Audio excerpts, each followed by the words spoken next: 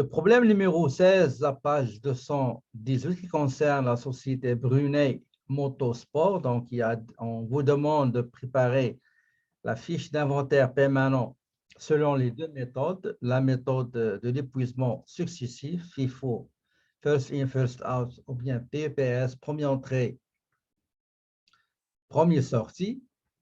Donc, on va aller voir le contenu. Donc, le 1er juin, ça concerne le mois de juin. Le 1er juin, nous avons commencé la période, bien le mois, avec un stock début de 12 unités. Donc, vous avez le coût total de stock initial. Ça, c'est la méthode première entrée, première sortie. On a acheté 20 articles à 7 000, donc 140 000. Donc, le stock que j'avais va rester. Et après, je dois ajouter le deuxième achat. Je ne peux pas les mélanger parce que je suis dans la méthode première entrée, première sortie. Ça veut dire quoi? Ça veut dire au moment où je vais vendre, donc le coût coûtant unitaire de l'article vendu sera le coût unitaire coûtant de première entrée. D'accord, le premier entrée, par exemple ici, on a vendu 22 articles. D'accord? Qu'est-ce que je dois faire? Je dois tout d'abord faire sortir les premiers articles qui sont là en jaune, et après compléter les 22 par des articles de ces 20-là. D'accord? Donc, combien vont me rester? Ils vont me rester 12, c'est déjà liquidé. 10, 20, j'ai pris 10 et il m'en reste 10 à 70 000. Juin 2018, j'ai acheté des articles. Je ne dois pas les mélanger avec les 10 là. Tout simplement, c'est parce que je suis en méthode première entrée, première sortie. Donc, je dois séparer le stock initial avant l'achat. Il faut les séparer des achats récemment acquis. D'accord? Voilà. Donc, le 21 juin, qu'est-ce que j'ai fait? J'ai vendu 13 articles. Tout d'abord, je dois liquider l'ancien stock. Donc, c'est celui-là. Il y a la même couleur que le stock initial, avant d'achat, bien sûr.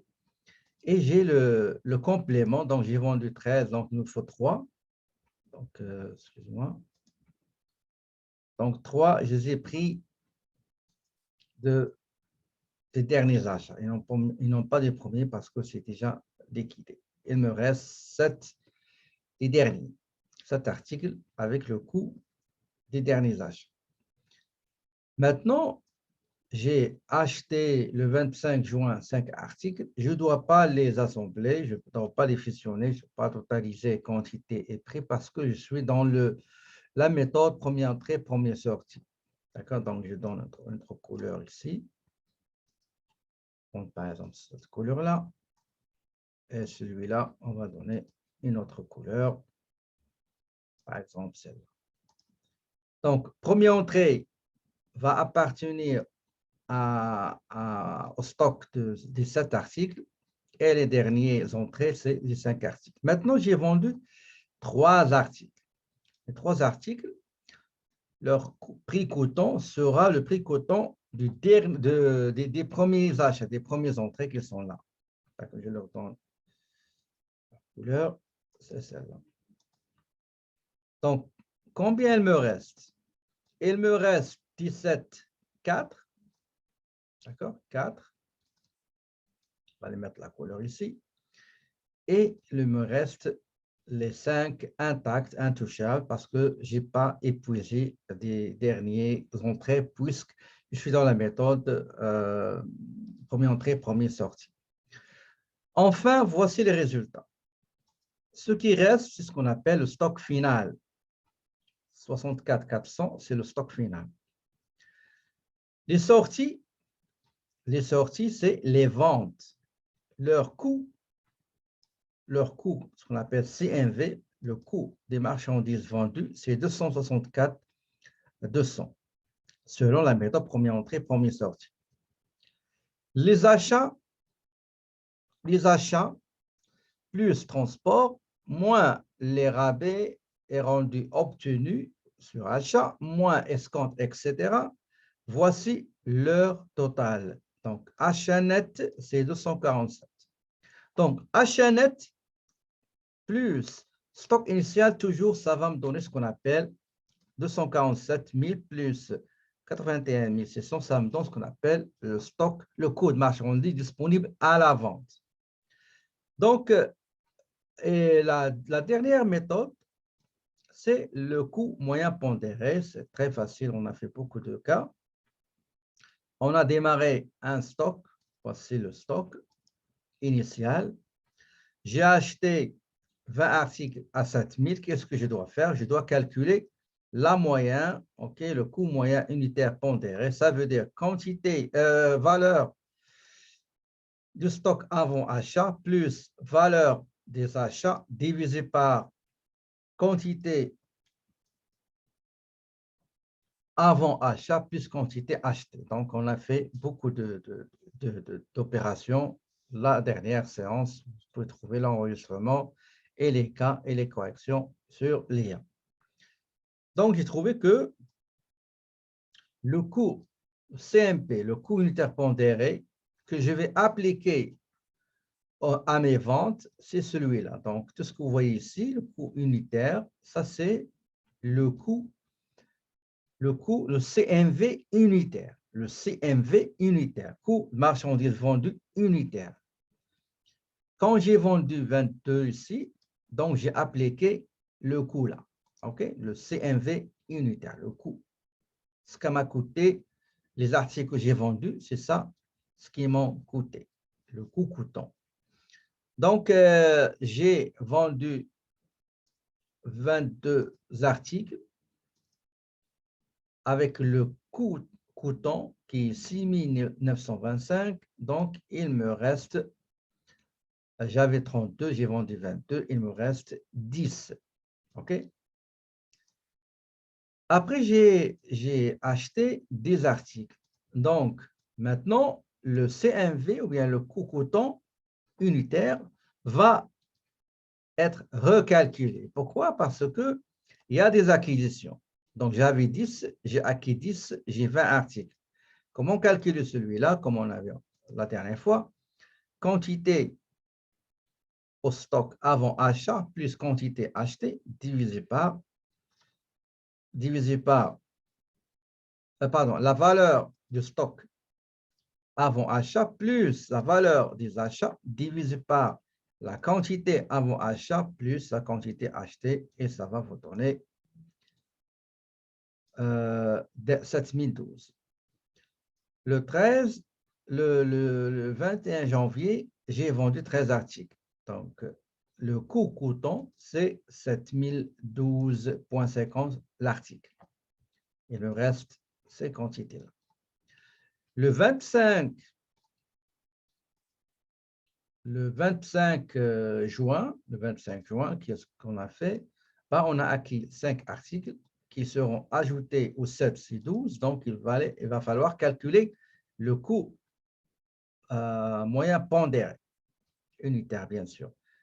J'ai pris la valeur du stock avant achat plus la valeur des achats divisé par la quantité avant achat qui est 7 plus quantité achetée 5, donc sur 12. Et ça m'a donné le CMP 7092,63. OK? On va la mettre comme ça. La fin du mois, j'ai vendu 3 articles et le coût coûtant, c'est 7090,63. Donc, le total des sorties, c'est ce qu'on appelle le coût des marchandises vendues. Le résultat final ici, c'est le stock final du stock, la valeur du stock final du stock selon la méthode CMP. Donc, état des résultats. Comment on remplit l'état des résultats? Nous avons les ventes. D'accord? Nous avons les ventes. Sur l'énoncé, vous avez quantité multipliée par le prix unitaire, ça va vous donner 441 300. Le CMV, la note 1, c'est partiel. Donc, le coût de marchandise, j'ai stock début. Sur la méthode CMP, regardez, j'ai le stock début qui est là. OK? Ça, c'est le stock début. Stock début, ou bien stock initial.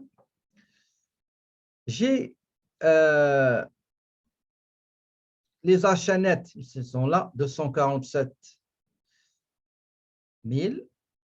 Achat moins rendu rabais, moins escompte sur achat, moins plus transport, plus commission honoraire pour dédouanement, plus, etc. Ça donne achat net. Donc, si je prends mon stock initial plus les achats nets effectués durant le mois de juin, ben, ça va me donner le coût de marchandises disponibles à la vente. D'accord? À la vente. Que les vendeurs sont chargés pour liquider cette marchandise, pour vendre cette marchandise. Maintenant, le stock final, selon la méthode CMP, c'est celle-là, 63 816 arrondi au plus. S'il s'agit de la méthode première entrée, première sortie, c'est 64 040 qu'on a ici. 60 400 pardon. Et vous aurez coût de marchandise vendu, c'est la différence entre stock de marchandises disponible à la vente moins stock final. Ça va vous donner ce montant-là. Comme je vous l'avais dit, les sorties, c'est les CMV. D'accord? OK. On va voir maintenant l'autre problème, numéro 18. Ça va pas long.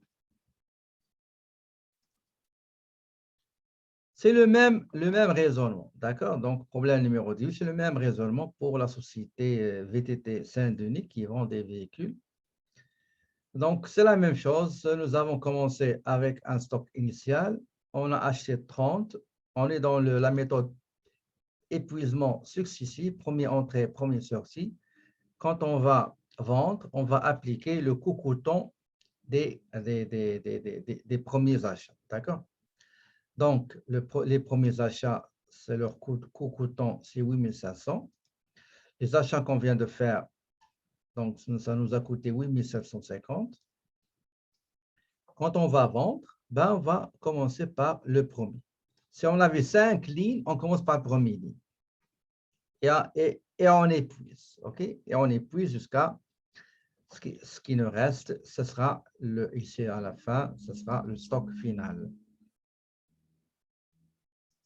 Et pour le 31 janvier, on a vendu 35 articles.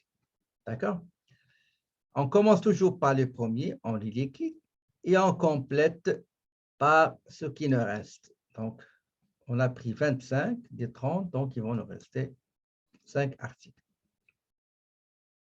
Et ainsi de suite. Donc, je ne vais pas répéter la même chose que je viens de vous montrer dans le problème numéro 16, page 218. C'est le même principe. À la fin, ici, vous avez le stock final. Ça, c'est le stock final. Donc, le stock final ou bien stock de fin de période selon la méthode de première entrée, première sortie. Et pour la méthode de coût moyen pondéré, donc, ce n'est pas facile, juste on totalise les valeurs du stock avant achat plus valeur des achats divisé par quantité en stock avant achat plus quantité achetée, vous allez trouver le CMP. À la fin, nous avons ici le stock final. Celui-là, c'est le CMV, donc coût des marchandises vendues. Et 1 326 000, eh ben, c'est les achats nets. D'accord?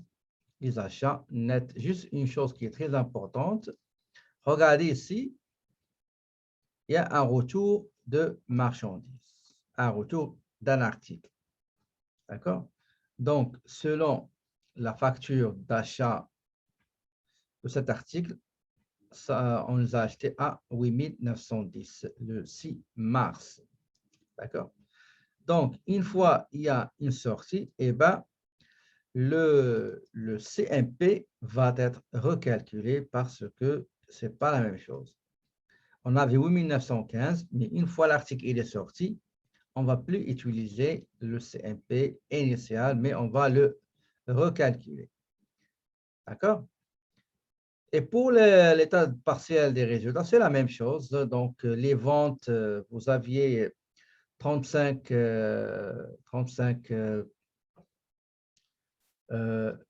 véhicules qu'on a achetés à 393, plus 50 véhicules vendus à 12 100 unités, plus la dernière vente du 31 mars, 729 $. Vous avez trouvé 1 725 27 60 750. Coût de marchandises vendues, c'est le détail là, il est là. Donc, nous avons stock de marchandises début, 85 CMP et 85 PEPS, c'est la même chose. Les achats nets sont 1 326. Coût de marchandises disponibles à la vente, c'est 1 411. Donc, stock final, ici, vous voyez, selon le CMP, 124 817. Et selon le PEPS, première entrée, première sortie, c'est 124 740. Et à la fin, vous aurez coût de marchandises vendues selon les deux méthodes. D'accord? Ben voilà, c'est ça un petit survol sur la solution des deux problèmes que la majorité m'a envoyé. Donc, et j'ai vu que c'est facile, la majorité l'ont fait, sauf quelques erreurs au niveau du retour de stock, qu'il faut bien travailler cette partie-là. À part ça, il me paraît que tout est correct.